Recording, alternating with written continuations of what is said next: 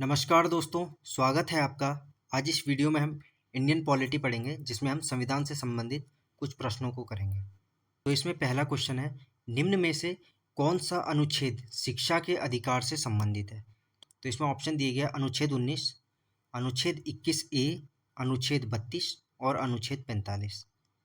तो देखिए, इसका जो राइट आंसर हो जाएगा वो हो जाएगा अनुच्छेद 21 है। अनुच्छेद 21 है शिक्षा के अधिकार से संबंधित है, ठीक है। और इसे संविधान में कब जोड़ा गया? तो इस संविधान के भाग 3 में आता है 21A, और इसे जोड़ा गया 86वें संविधान संशोधन 2002 द्वारा, ठीक है दोस्तों। इसमें क्या कहा गया था कि जो 6 वर्ष से 14 वर्ष के बच्चे हैं, इन्हें मुफ्त और शिक्षा देनी है और अनिवार्य इनके लिए शिक्षा कर दी गई है। ये मौलिक अधिकारों में आ गया था, ठीक है। इस चीज़ को ध्यान रखना है। नेक्स्ट क्वेश्चन है, संसद के दोनों सदनों की संयुक्त बैठक कौन बुलाता है? जो संसद की जो संयुक्त बैठक होती है, इसे कौन बुलाता है? तो इसमें दिए गए ऑप्शन, प्रधानमंत्री, राष्ट्रपति, लोकसभा अध्यक्ष या उपराष्ट्रपति। तो देखिए दोस्तों, जो संयुक्त बैठक है, संसद की जो दोनों सदनों की संयुक्त बैठक होती है, इसे जो बुलाता है वो राष्ट्रपति बुलाता है, ठीक है।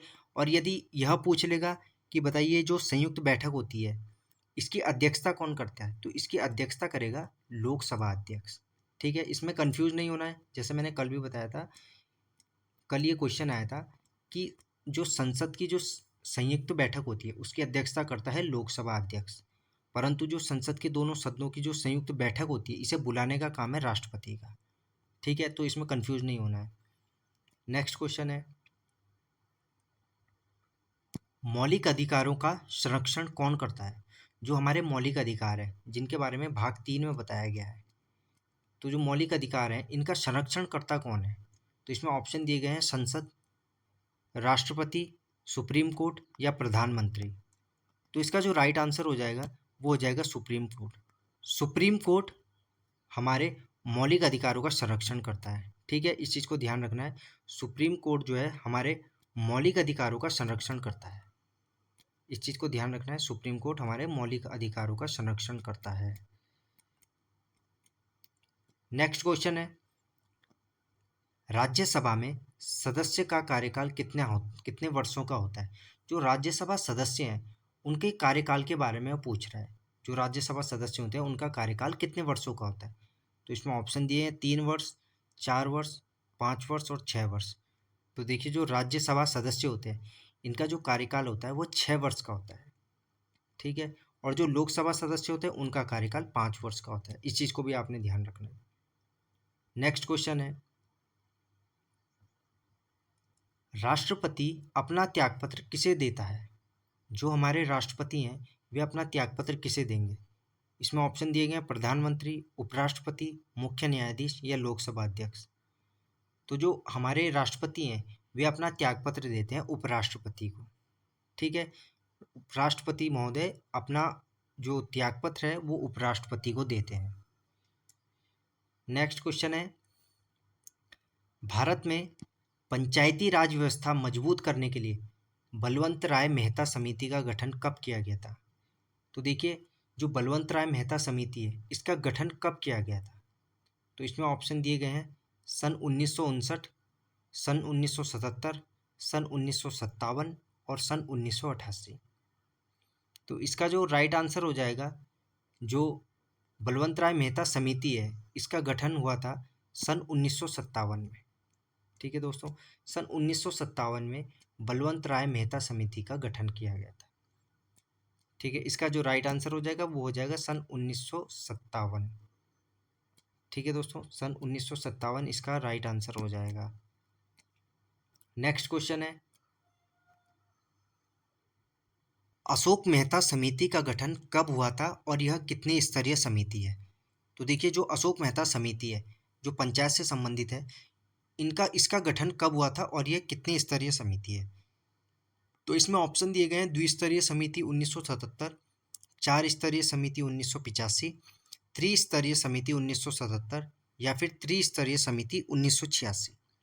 तो देखिए, जो अशोक मेहता समिति है, यह जो है यह एक द्विस्तरीय समिति है और इसका जो गठन हुआ था वो हुआ था 1977 में। ठीक है, अशोक मेहता समिति द्विस्तरीय समिति है और इसका गठन हुआ था 1977 में।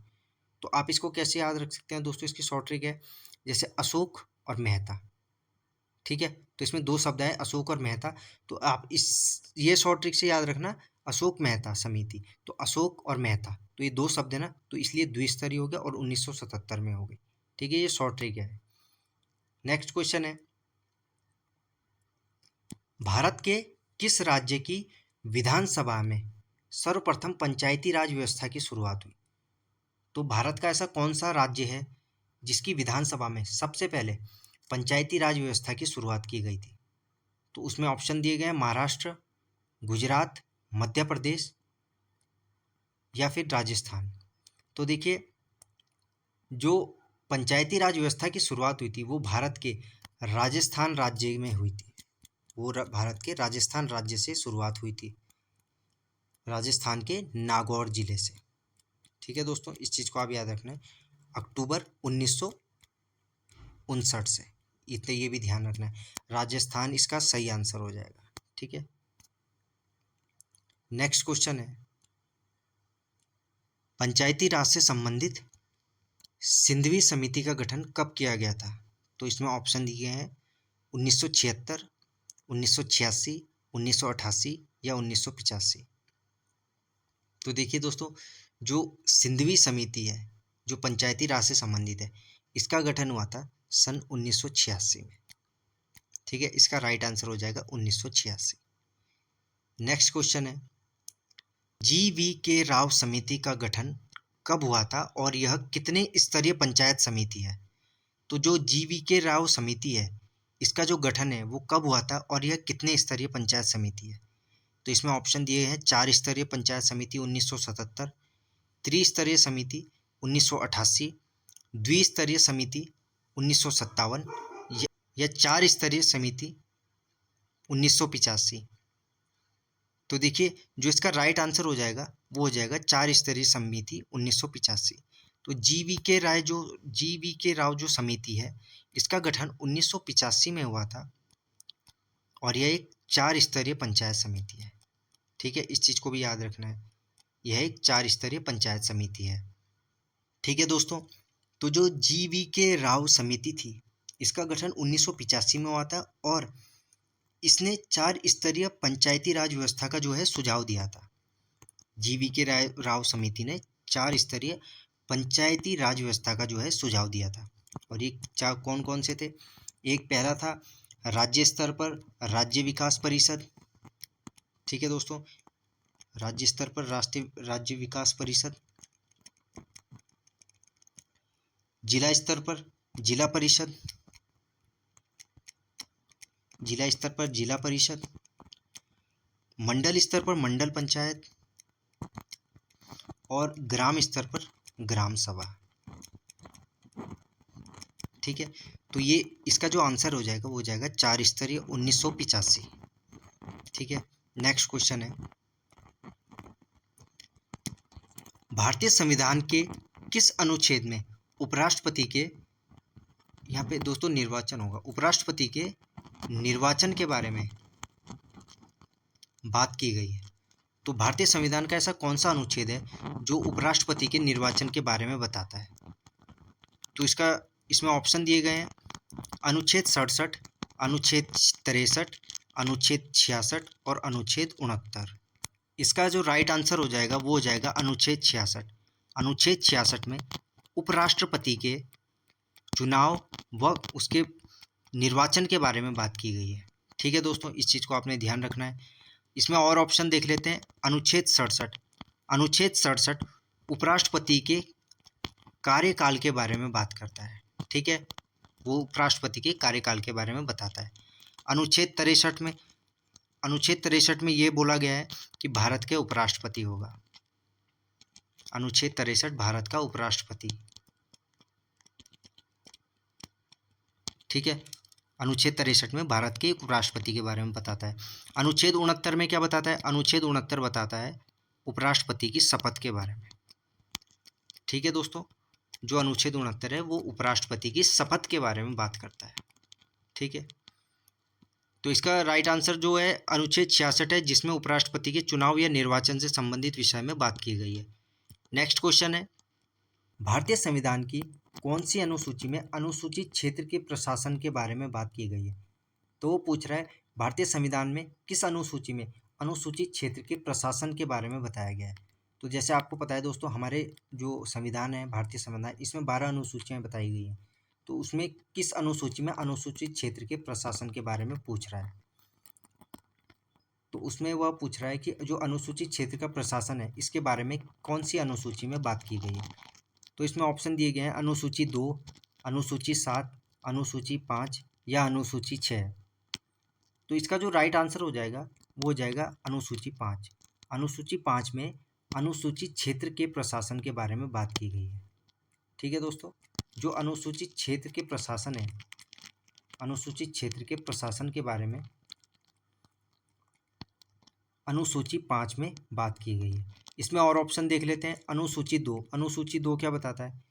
अनुसूची 2 भारत का जो राष्ट्रपति है, राज्यों के राज्यपाल हैं, लोकसभा अध्यक्ष उपाध्यक्ष हो गए, और आपके राज्यसभा के जो सभापति है, उपसभापति है, राज्य विधानसभाओं के जो अध्यक्ष हैं या जो उपाध्यक्ष हैं, और सुप्रीम कोर्ट के जो जजेस हैं, न्यायाधीश हैं, और हाई कोर्ट के जो न्यायाधीश हैं, उन सब के जो वेतन है और विशेषाधिकार है, इसमें है वेतन और विशेषाधिकार के बारे में बात की गई है। ठीक है दोस्तों, तो अनुसूची 2 यह बताती है। वहीं देखा जाए अनुसूची 7, अनुसूची 7 में मैंने आपको पिछली वीडियोस में भी बताया है, अनुसूची 7 में 100 से शक्ति, 100 से 7वां अनुसूची, अनुसूची 7, 100 से 7, 100 से शक्ति, शक्ति के बंटवारे के बारे में अनुसूची 7 में बताया गया है। ठीक है, इसमें देखते हैं अनुसूची 6। अनुसूची 6 में क्या बताया गया है? अनुसूची 6 में असम, मेघालय, त्रिपुरा और मिजोरम, AMTM, इसे ऐसे याद रखना आप शॉर्ट ट्रिक से ना, AMTM, ये 4 ऐसे राज्य हैं जहाँ पे जनजातीय क्षेत्रों के जो प्रशासन के बारे में, उपबंध के बारे में बात करते हैं। जो छठी अनुसूची है, यह जो है AMTM, दोस्तों इसे शॉर्ट ट्रिक से याद रखना, AMTM, असम, मेघालय, त्रिपुरा और मिजोरम राज्य हैं। तो यहाँ के जो जनजातीय क्षेत्र है, उनके प्रशासन के बारे में बात करता है।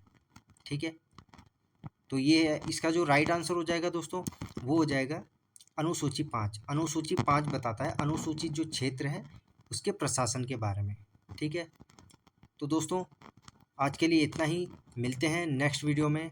धन्यवाद।